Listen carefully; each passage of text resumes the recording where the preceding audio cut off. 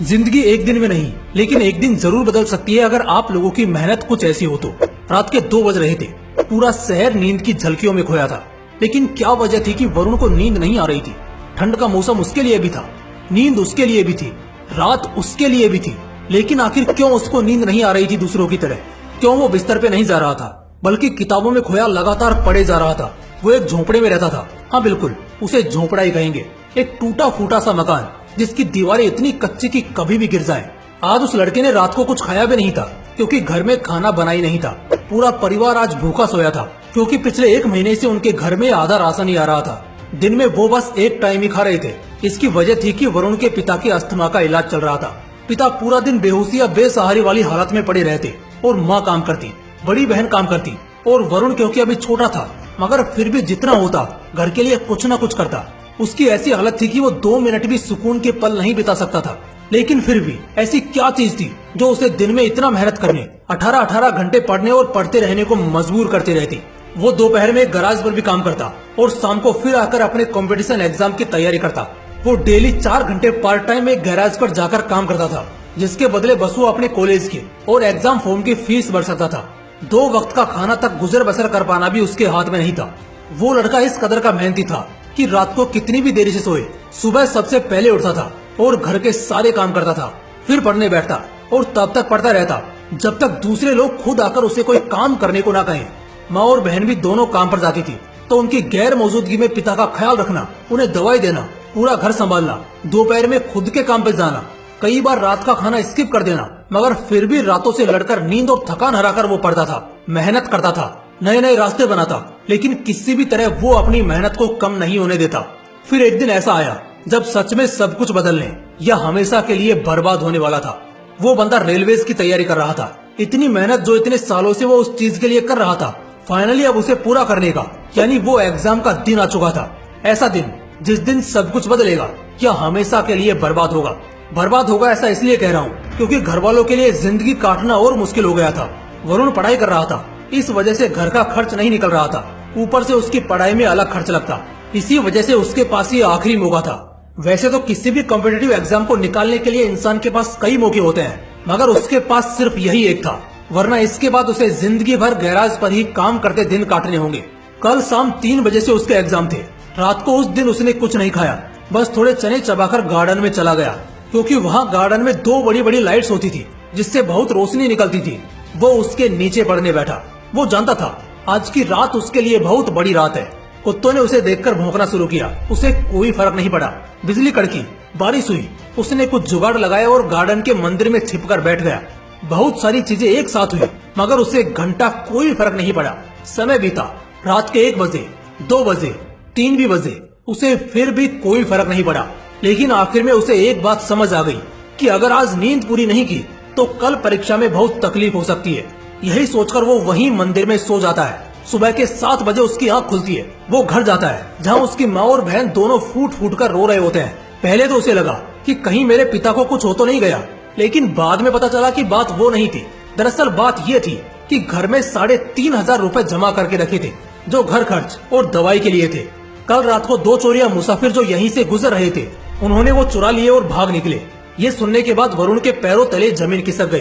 तुम्हें क्या लग रहा है? सिर्फ 3,500 रुपए के लिए? नहीं, बस 100 रुपए के लिए। दरअसल वरुण के गांव से एग्जाम सेंटर तक का सफर 25 किलोमीटर का था और उसके लिए उसने कुछ भाड़ा बचाया था। चोरी की वजह से अब उसके पास कोई पैसे नहीं बचे, तो वो आज अपनी परीक्षा के लिए कैसे जाएगा? दूसरा डर उसे लगा कि कहीं चोर ने उसका एडमिट कार्ड तो नहीं चुरा लिया।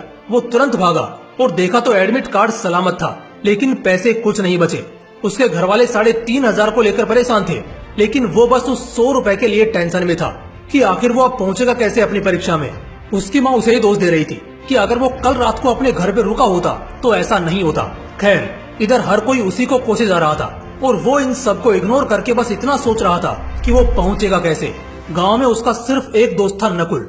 वो उसके पास पहुंचा और जाकर उससे दिल से रिक्वेस्ट करने लगा कि बस आज के लिए वो अपनी साइकिल उसे उधार दे दे। बहुत ज्यादा गिड़गिड़ाने के बाद नकुल मान जाता है, लेकिन नकुल की साइकिल का चैन बड़ा ढीला था, जो थोड़े थोड़े समय पे उतर जाता था। ये बात उसने वरुण को भी बोली, लेकिन वरुण ने कहा कि ये सब वो देख लेगा, वो भी गैराज में काम करता है, उसे सब आता है। उसी वक्त बस थोड़ा कुछ खाकर वरुण एग्जाम सेंटर के लिए निकल जाता है।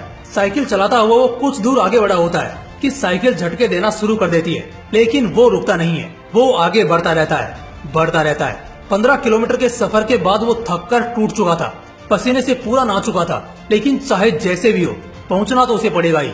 बड़ी मुश्किल से 12 बजे पूरा पसीने से नहाया हुआ वो आखिरकार पहुंच जाता है। इतनी मेहनत सिर्फ उसने आने में की थी। वो तुरंत लाइब्रेरी जाता है। इतनी थकी हुई हालत होने के बावजूद भी वो रुकता नहीं है, बल्कि रिवीजन चालू करता है, क्योंकि अब भी एग्जाम को 3 घंटा बचा था। फाइनली एग्जाम का समय आता है। उसका एग्जाम पूरा होता है। वो सप्लीमेंट्स ले लेकर लिखता है। ऐसा लग ही नहीं रहा था कि उसने सारी रात मेहनत की थी और इतनी दूर 25 किलोमीटर साइकिल चलाकर आया है। एग्जाम खत्म होता है। वो अपने घर लौटता है। अपने घर वालों की हालत देखकर वो अंदर से रो रहा होता है, मगर किसी को अपने आंसू नहीं दिखाता और कल से फुल टाइम उसी गैराज पर काम करना चालू कर देता है। 2 महीने बाद रिजल्ट का दिन आता है।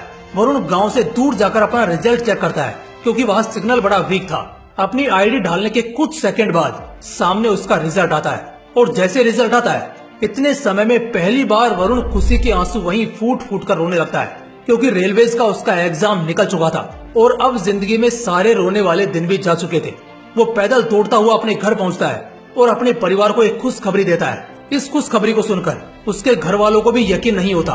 वो सभी उस दिन साथ में भर पेट खाते हैं और खुलकर मुस्कुराते हैं। वरुण का रेलवेज में ऑफिसर्स के लिए सिलेक्शन हो चुका था। उसके पिता का इलाज बहुत अच्छी जगह होना शुरू होता है, जिससे कुछ ही महीनों में उसके पिता काफी ठीक हो जाते हैं। बहन की वो बड़े घर में शादी कराता है, और जहाँ एक समय पहले उसके खुद के परिवार के लिए 2 वक्त का खाना मुश्किल होता था, अब हर रविवार को वो अपने पैसों से गरीबों को मुफ्त भोजन खिलाता है। वो आज एक बहुत अच्छे घर में रहता है। लाख रुपए से ज्यादा की सैलरी है उसकी। जहाँ कभी साइकिल के लिए वो तरसता था, आज कार में घूमता है। जहाँ कभी 3,500 के लिए और 100 रुपए के लिए रोया था, वो आज 3,500 की तो सिर्फ साड़ी उसकी माँ पहनती है। देखो दोस्तों, जिंदगी कहां से कहां बदल जाती है एक पल में, लेकिन ये सब कुछ एक पल में नहीं होता। कामयाबी या शोहरत की सबसे बड़ी बात ये होती है कि कामयाब होने के लिए आपका अमीर गरीब, खूबसूरत बदसूरत, होशियार या बुड़बक होना जरूरी नहीं होता, बल्कि थोड़ा स्मार्ट और मेहनत होना मायने रखता है। इस पूरी कहानी, इस पूरे सफर को देखेंगे तो एक ही चीज सबसे ज्यादा गौर करने वाली और सीखने वाली हमें मिलेगी, और वो हम देख सकते हैं कि सिर्फ पढ़ाई का ही नहीं, वरुण को मेहनत करने का नशा था। जब एक इंसान को मेहनत का नशा हो जाता है ना, तब जाकर सच में वो कुछ भी बन सकता है। अगर मेहनत करने का नशा नहीं होता ना उसमें, तो आज वो गैराज पर ही काम कर रहा होता। पिता की हालत और भी ज्यादा खराब हो चुकी होती। बहन की जिंदगी खराब हो जाती, क्योंकि अच्छे घर में शादी नहीं हो पाती। माँ जिंदगी भर घुटती रह जाती।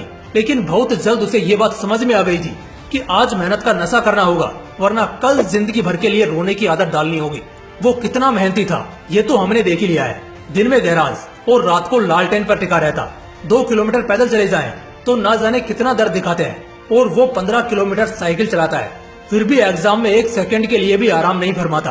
दोस्तों, आखिर में बस एक छोटी लेकिन बहुत पावरफुल बात कहना चाहूंगा कि किस्मत भी उसी का साथ देती है जो बंदा मेहनत करता है, चाहे वो कोई भी हो। हर कोई आज जो कामयाबी की अय्यासी करता तुम्हें दिख रहा है ना, कभी उसने भी मेहनत का नशा किया होगा। दोस्तों, इस वीडियो का मकसद ये एहसास कराने का था कि एक इंसान मेहनत के किस हद तक जा सकता है, और जब एक बार तुम मेहनत का नशा करना सीख जाते हो ना, तो हर मुकद्दर का सिकंदर तुम्हारी मुट्ठी में होता है। दोस्तों, अगर वीडियो अच्छा लगा तो इसे अपने दोस्तों के साथ जरूर शेयर करना। बाकी फिर मिलते हैं इसी तरह के एक और बवाल वीडियो के साथ। जय हिंद, जय श्री कृष्णा।